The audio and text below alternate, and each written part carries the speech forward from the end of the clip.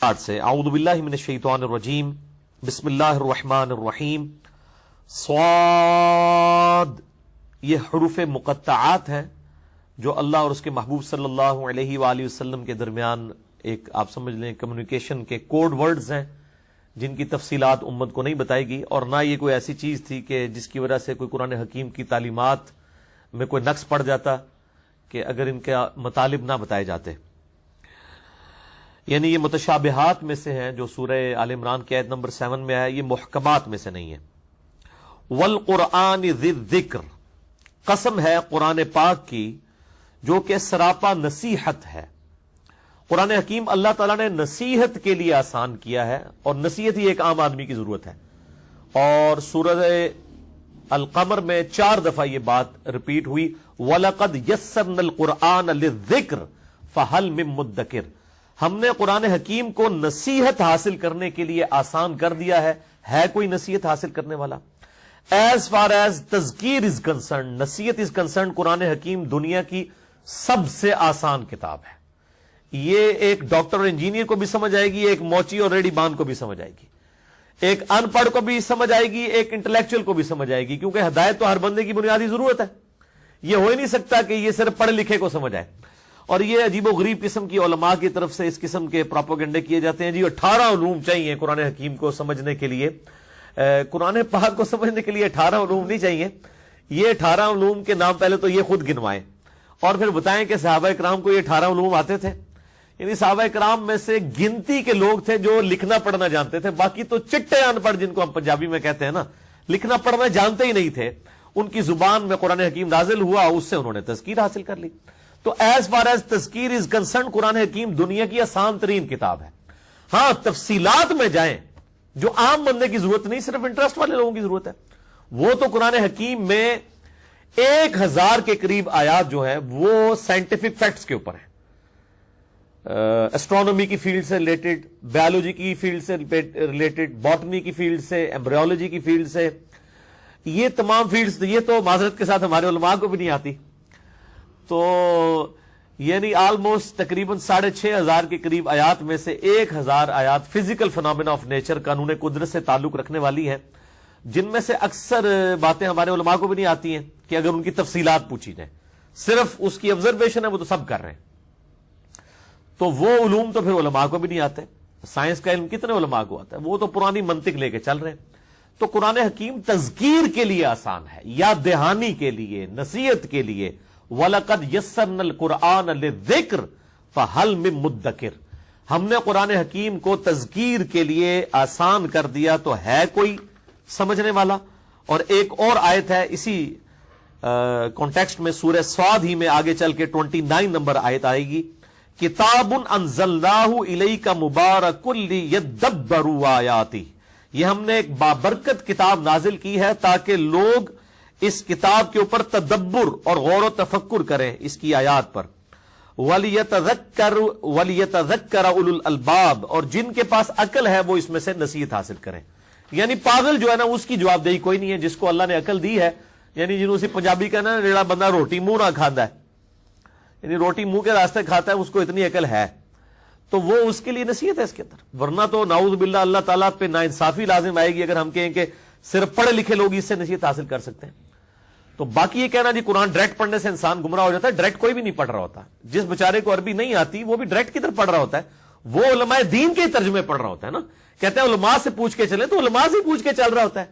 جب ایک بریلوی احمد بریلوی صاحب کا ترجمہ کھول کے پڑھ رہا ہوتا ہے، وہ کب سے خود قرآن پڑھ رہا ہوتا ہے، وہ تو احمد بریلوی صاحب سے پڑھ رہا ہوتا ہے جنہوں نے اس کی زبان میں، جس طرح کے ان پڑھ صحابہ کی زبان میں قرآن عربی میں نازل ہوا، اسی طریقے سے آج کی ان پڑھ عوام جو صرف اردو پڑھ سکتی ہے، ان کی زبان کے اندر اگر احمد بریلوی صاحب نے بریلویوں کے لیے ترجمہ کر دیا، اشرف تھانوی صاحب نے دیوبندیوں کے لیے کر دیا، اور جونا گڑھی صاحب نے اہل حدیث کے لیے کر دیا، سید فرمان علی شاہ صاحب نے جو ہے وہ اہل تشیع کے لیے کر دیا، یا عام مسلمانوں کے لیے مولانا مودودی نے یا مولانا فتح محمد جلندری صاحب نے کر دیا، تو وہ تو بالکل ان کی زبان میں ان کو ترجمہ کر دیا، اب اس کو مزید ڈیٹیل میں تو جانے کی ضرورت نہیں۔ نصیحت حاصل کرنے کے لیے قرآن حکیم جو ہے وہ بہت آسان کتاب ہے، اور یہ ہے ہی اس کا جو مین ٹاپک ہے ہی نصیحت ہے۔ اِنَّا نَحْنُ نَزَّلْنَا الذِّكْرَ وَإِنَّا لَهُ لَحَافِظُونَ، سورۃ الحجر آیت نمبر 9۔ اس الذکر یعنی یاد دہانی نصیحت والی کتاب کو ہم نے نازل کیا اور ہم ہی اس کی حفاظت کرنے والے ہیں. بہرحال اس کانٹیکسٹ میں میرے دو لیکچرز بڑے اہم ہیں. مسئلہ نمبر 1 ہے امام الانبیاء کی دعوت قرآن صلی اللہ علیہ وآلہ وسلم. اسی پہ میرا ریسرچ پیپر نمبر 4 بھی ہے, امام الانبیاء کی دعوت قرآن. آپ ahlsunnatpawak.com سے ڈاؤن لوڈ کر سکتے ہیں. اور دوسرا میرا لیکچر مسئلہ نمبر 170 170 نمبر مسئلہ ہے, قرآن حکیم کے ترجموں کے اعتبار سے جو علماء دھوکہ دیتے ہیں کہ جی لوگوں نے ترجمے چینج کر دیے. میں نے فزیکلی HD کیمرے میں دکھایا کہ ترجموں میں کوئی فرق نہیں ہے. البتہ جب ایک زبان کو دوسری زبان میں ٹرانسلیٹ کیا جاتا ہے تو الفاظ کے چناؤ میں فرق آ جاتا ہے, اور وہ آبویس ہے. آپ 10 MA پاس انگلش بٹھا لیں جن کو اردو بھی آتی ہو, اور ایک انگلش میں مضمون دیں ان کو کہ اس کا اردو میں ترجمہ کر دیں, تو کیا 100% وہ 10 کے 10 لوگ ایک جیسے الفاظ کے چناؤ کے ساتھ ترجمہ کریں گے؟ نہیں. لیکن مفہوم ایک ہی ہوگا. یہ نہیں ہوگا کہ بسم اللہ الرحمن الرحیم کا ترجمہ ایک جو ہے وہ کر رہا ہو اللہ کے نام سے شروع اور دوسرا کر رہا ہو شیطان کے نام سے شروع. یہ تو نہیں کر رہا ہوگا. ہاں یہ ہو سکتا ہے کوئی ترجمہ کر دے اللہ کے نام سے شروع, کوئی کہہ دے شروع کرتا ہوں اللہ کے نام سے, کوئی کہہ دے شروع اللہ کے نام سے. سب نے اللہ کے نام سے شروع کیا. تو بیسیکلی یہ علماء جو اس حوالے سے لوگوں کو قرآن سے دور رکھتے ہیں یہ بہت بڑی دشمنی کر رہے ہیں قرآن حکیم کے ساتھ. یعنی بجائے سولوشن اینڈ پہ آنے کے پرابلم اینڈ پہ کھڑے ہوئے ہیں. یعنی یہ تو کافروں کے کرنے کے کام ہے. یعنی آج اگر ہمیں کوئی یہودی عیسائی آ کے یہ بات کرے کہ قرآن ڈائریکٹ نہ پڑھنا گمراہ ہو جاؤ گے, ہم کہیں گے تو واقعی یہودی اور کافر ہے اس لیے اس قسم کی باتیں کر رہا ہے. لیکن یہ جو یہودی نما مسلمانوں کے لبادے اوڑے ہوئے لوگ جو ممبروں پہ چڑھ کے لوگوں کو کہہ رہے ہیں قرآن ڈائریکٹ نہ پڑھنا گمراہ ہو جاؤ گے, بخاری شریف ڈائریکٹ نہ پڑھنا گمراہ ہو جاؤ گے. اب ان لوگوں کی چونکہ شکلیں مسلمانوں والی ہیں, کام یہ یہودیوں سے بھی بدتر کر رہے ہیں اور ہم ان کی باتوں کے اوپر یقین کر رہے ہیں. حالانکہ ہونا چاہیے تھا کہ ہم ان کو بالکل چٹا جواب دیتے کہ خدا کے لیے اسلام کے ساتھ یہ دشمنی نہ کرو. یہ تو کافروں کے کرنوں کے کام ہے کہ وہ لوگوں کو یہ مشورے دیں کہ قرآن و حدیث ڈائریکٹ نہ پڑھو.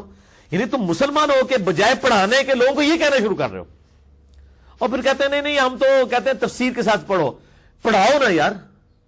اپنے علماء کی کتابیں بغلوں میں دبا دی ہوئی ہیں, تبلیغی جماعت والوں کو فضائل اعمال پکڑا دی ہے, اور دعوت اسلامی والے جو ہیں ان کو فضائل سنت پکڑا دی ہے. اپنے اپنے فرقوں کی کتابیں لوگوں نے پکڑائی ہوئی ہیں, اللہ کی کتاب کو پکڑانے کے لیے تیار نہیں ہے. اور جو اللہ کی کتاب کی بات کرے تو وہ اس کے اوپر بھی فتوے لگانے شروع کر دیتے ہیں, اور کبھی کہتے ہیں یہ خارجیوں کا طریقہ ہے جی, وہ قرآن پاک پڑھتے تھے اور وہ قرآن پڑھ پڑھ کے جو ہے وہ مسلمانوں پہ کفر و شرک کے فتوے لگاتے تھے. تو ان کے اس دھوکے کو بھی میں نے دور کرنے کے لیے مسئلہ نمبر 154 ریکارڈڈ ہے میرا, کہ وہ صحابہ کرام علیہم رضوان کو کافر کہتے تھے قرآن حکیم کی آیات ان پر فٹ کر کے, اور ہم قرآن حکیم پڑھ کے صحابہ کرام اور اہل بیت کے جو دشمن ہیں, جو مذہبی لبادے میں مسلمانوں کے اندر گھسے ہوئے ہیں اور اپنے آپ کو علماء کلیم کر رہے ہیں, لوگوں کو قرآن و حدیث سے روک رہے ہیں, ہم تو ان کو سامنے لے کے آ رہے ہیں کہ بھئی یہ اسلام کے ساتھ دشمنی کر رہے ہیں.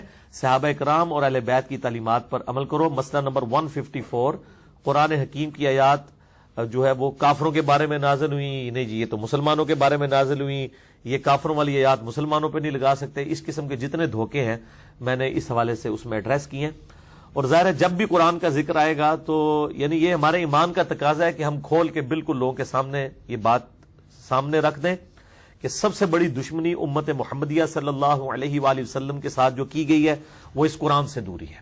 یہ ابھی تو لوگوں کو نہیں بات سمجھ آ رہی, لیکن یہ مرنے کے بعد فوراً سمجھ آ جائے گی. سورۃ الفرقان کی آیت نمبر 30 ہے کہ قیامت والے دن نبی صلی اللہ علیہ وآلہ وسلم شکایت کریں گے, وقال الرسول یا رب ان قوم اتخذوا هذا القرآن مہجورا, اور نبی صلی اللہ علیہ وآلہ وسلم شکایت کریں گے کہ اے اللہ میری قوم نے قرآن کو پیٹ کے پیچھے ڈال دیا تھا.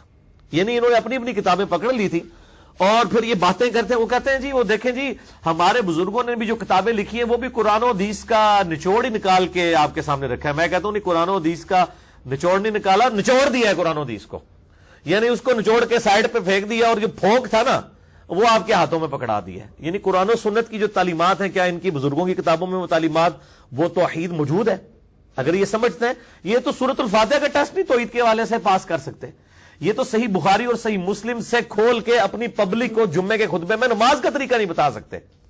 بخاری مسلم تو چھوڑ دیں, شیخ عبد القادر جیلانی المتوفا 561 ہجری جن کو غوث پاک کہتے ہیں اور ان کے نام کے اوپر 11ویں پکا پکا کے مسجدوں میں کھائی جاتی ہیں، ان کی کتاب غنیت الطالبین جو مارکیٹ میں خود انہوں نے چھاپی ہوئی ہے، بریلویوں نے بھی، دیوبندیوں نے بھی، اہل حدیث نے بھی، اس میں سے نماز کا جو چیپٹر ہے وہ شروع میں موجود ہے۔ نماز کا طریقہ پبلک کو کھول کے نہیں بتا سکتے کہ اس دفعہ تو ہم 11ویں کے چاول کھا رہے ہیں، انشاءاللہ اگلے مہینے 11ویں کی جگہ ہم ایک دفعہ 11ویں والے کے طریقے کے اوپر سنت کے مطابق نماز پڑھیں گے، اور وہ 11ویں والے کا اپنا ذاتی طریقہ نہیں ہے، وہ کوئی صحابی تو نہیں، نہ کوئی تابعی ہے، نہ کوئی تبع تابعی ہے، وہ تو 500 سال بعد ایک شخصیت آئی ہے، شیخ عبد القادر جیلانی المتوفی 561 ہجری، انہوں نے بھی نماز کا طریقہ بخاری اور مسلم سے لکھا ہے۔ یعنی پرائمری کتابیں تو ہماری وہ ہیں جو ہم نے یہ سامنے رکھی ہوئی ہیں، لیکن ہمارے علماء کے شوکیسوں میں یہ کتابیں پڑھی ہوئی ہیں، پڑھی ہوئی کوئی نہیں ہے، پڑھی ہوئی ہیں گرد آلود،